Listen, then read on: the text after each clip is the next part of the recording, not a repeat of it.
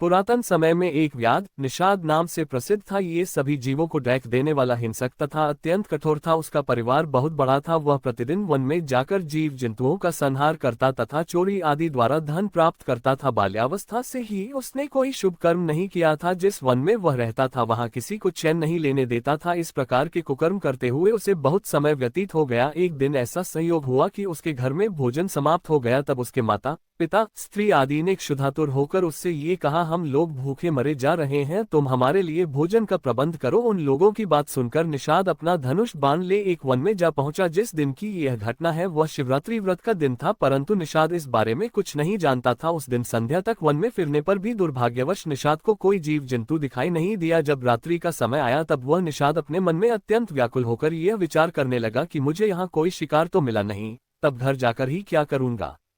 तदुपरांत वह ये सोचकर एक नदी के तट पर जा पहुंचा। नदी के तट पर जो एक बेल का वृक्ष था उसके ऊपर छिपकर बैठ गया और टकटकी लगा ये देखने लगा कि यदि कोई जीव नदी के तट पर पानी पीने आवे तो मैं उसका संहार कर डालूं। जब रात्रि का पहला प्रहर समाप्त होने को हुआ उस समय वहां एक प्यासी हिरनी उछलती कूदती हुई आ पहुंची। उसे देखते ही निषाद ने अपने धनुष पर बाण चढ़ाया, जिसका प्रभाव ये हुआ कि उस धनुष बाण के आघात से बिल्व वृक्ष के पत्ते तथा निषाद के पास रखा हुआ पीने का शुद्ध जल वृक्ष के नीचे स्थापित शिवलिंग पर गिर पड़े। इस प्रकार भाग्यवश उसके पहले प्रहर की पूजा स्वयं ही पूर्ण हो गई। उस अनजान अवस्था में शिव पूजन हो जाने के प्रभाव से निषाद के अनेक पाप नष्ट हो गए। उधर हिरणी ने जब निषाद को बेल के वृक्ष के ऊपर बैठे हुए तथा धनुष ताने हुए देखा तो उसे संबोधित करते हुए पूछा, है निषाद, तुमने अपना धनुष क्यों ताना है?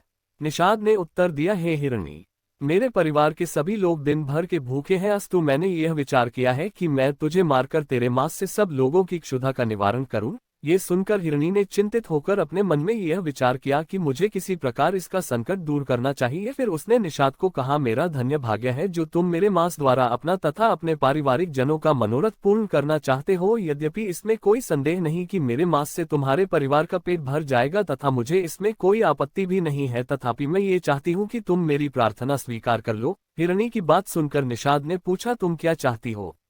हिरणी बोली, हे निषाद, मेरे घर पर छोटे छोटे अनेक बच्चे हैं, अस्तु मैं ये चाहती हूँ कि उन सबको अपनी बहन को सौंप आऊं।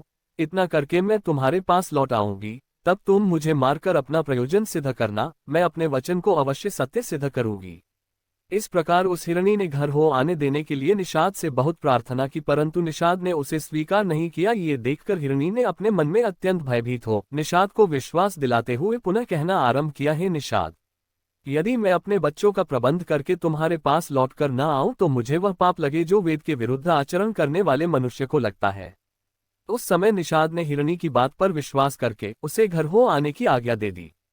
तब वह हिरणी जल पीने के उपरांत अपने घर को चली गई और निषाद उसी पेड़ पर बैठा हुआ उसके पुनरागमन की प्रतीक्षा करने लगा। जब रात्रि का दूसरा पहर आया उस समय उस हिरणी की बहन अपनी बहन को ढूंढती हुई उसी स्थान पर आ पहुंची। निषाद ने उसे देखते ही फिर अपने धनुष पर बाण को चढ़ाया। दूसरी हिरणी ने पहली हिरणी की भांति व्याध से धनुष चढ़ाने का कारण पूछा और व्याध ने अपना उत्तर दोहरा दिया। तदुपरांत उस हिरणी ने अपने मन में अत्यंत भयभीत होकर इस प्रकार कहा, हे निषाद, मेरा बड़ा भाग्य है जो तुम मेरे मांस द्वारा अपनी तथा अपने परिवार की क्षुधा का निवारण करना चाहते हो। फिर भी मैं ये चाहती हूँ कि मैं अपनी छोटी लड़की को अपने पति को सौंपाऊं, तत्पश्चात यहाँ आकर तुम्हारे बाण का लक्ष्य बनूं। जब निषाद ने उसकी प्रार्थना को अस्वीकार किया तब उस हिरणी ने विश्वास दिलाते हुए इस प्रकार कहा, यदि मैं अपनी प्रतिज्ञा भंग करूं तो मुझे वह पाप लगे जो अपनी स्त्री को छोड़कर पराई स्त्री के साथ भोग करने पर लगता है। ये सुनकर निषाद ने उसे भी घर हो आने की आज्ञा दे दी।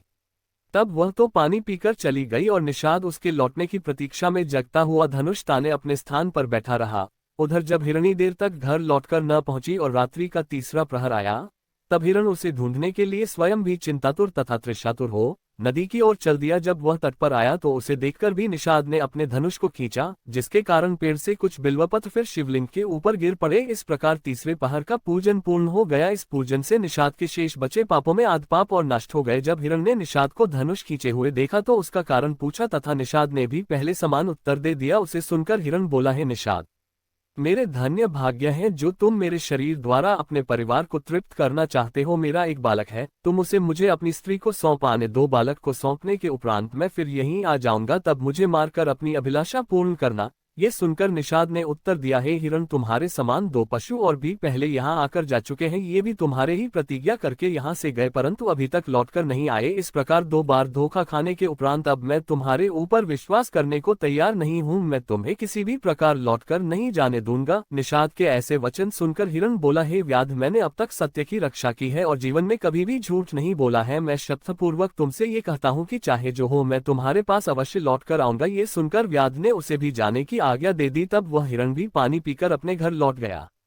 जिस समय घर पर हिरण तथा हिरणी सब एक हुए और उन्होंने अपना अपना वृतांत कहा तो वह एक दूसरे का हाल सुनकर अत्यंत शोक करने लगे। तब जो हिरणी सबसे पहले वधिक को विश्वास दिलाकर लौट आई थी, वह अपने पति से कहने लगी, हे स्वामी, सर्वप्रथम मैं उस बधिक से प्रतिज्ञा करके आई हूँ, आप यहीं घर में रहकर बच्चों का पालन करते रहें। ये सुनकर दूसरी हिरणी ने कहा, नहीं बहन, ये कभी नहीं हो सकता। पहली स्त्री घर की स्वामिनी कहलाती है। अस्तु, मैं आपको न जाने देकर स्वयं उस वधिक के पास जाऊंगी। अपनी दोनों स्त्रियों की ऐसी बातें सुनकर हिरण ने कहा, पुरुष के रहते हुए स्त्री का जाना श्रेष्ठ नहीं है। अस्तु, मैं अपने मांस से उस वधिक के परिवार को तृप्त करूंगा। बच्चों का पालन केवल माता ही कर सकती है। अपने पति के यह वचन सुनकर हिरनियों ने एक साथ कहा, हे स्वामी, हम विधवा होकर इस घर में कभी नहीं रहेंगी।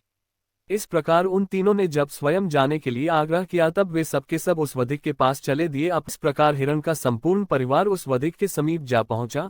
जब वधिक ने उन सबको अपने पास आते हुए देखा तो पूर्व की भांति फिर अपना धनुष चलाया तो बिल्वपत्र तथा जल पुनः शिवलिंग के ऊपर गिर पड़े और उसके चौथे प्रहर का पूजन भी समाप्त हो गया। चौथा पूजन समाप्त होते ही वधिक के संपूर्ण पाप नष्ट हो गए। तब उसे श्रेष्ठ बुद्धि तथा उत्तम ज्ञान की प्राप्ति हुई।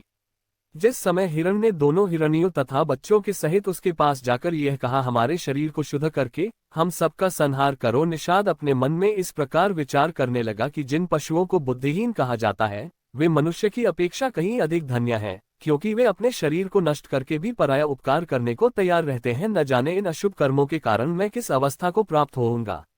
इस भांति अपने मन में निश्चय करके वधिक ने अपनी आंखों से आंसू बहाते हुए उन हिरणों को संबोधित कर उच्च स्वर में कहा, हे शुद्ध पशुओं, तुम अपने घर लौट जाओ। तुम्हारा जीवन तथा तुम्हारा धर्म धन्य है। मैं तुम्हें प्रतिज्ञा के बंधन से मुक्त करता हूँ। जिस समय निषाद ने उच्च स्वर से यह शब्द कहा, उसी समय शिवजी अत्यंत प्रसन्न होकर उसके सम्मुख प्रकट हो गए। उन्होंने वधिक का हाथ पकड़ते हुए इस प्रकार कहा, हे निषाद, हम तुमसे अत्यंत प्रसन्न हैं।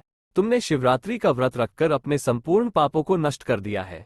अब तुम्हारी जो इच्छा हो वह वर हमसे मांग लो। भगवान सदाशिव के श्रीमुख से यह वचन सुनकर निषाद उनके चरणों पर गिर पड़ा, फिर हाथ जोड़ हुए केवल ये कह सका, हे प्रभु, मैंने आपके दर्शन करके ही सब कुछ पा लिया है। तब भगवान भूतभावन ने अत्यंत प्रसन्न होकर उसका नाम स्कंद रखा और स्वयं ही अनेक वर देते हुए ये कहा, तुम्हारे सभी मनोरथ पूर्ण होंगे। तुम श्रृंगवरपुर को अपनी राजधानी बनाकर वहां सुखपूर्वक राज्य करो। तुम्हारे अनेक संतानें होंगी तथा सभी देवता तुम्हारी प्रशंसा किया करेंगे। हमारे भक्त रामचंद्र जी तुम्हें अपना सेवक जानकर अत्यंत कृपा करेंगे। वे तुम्हारे घर पधारकर तथा तुम्हें अपना मित्र बनाकर संसार में यश प्रदान करेंगे। ये कहकर भगवान सदाशिव अंतर्ध्यान हो गए।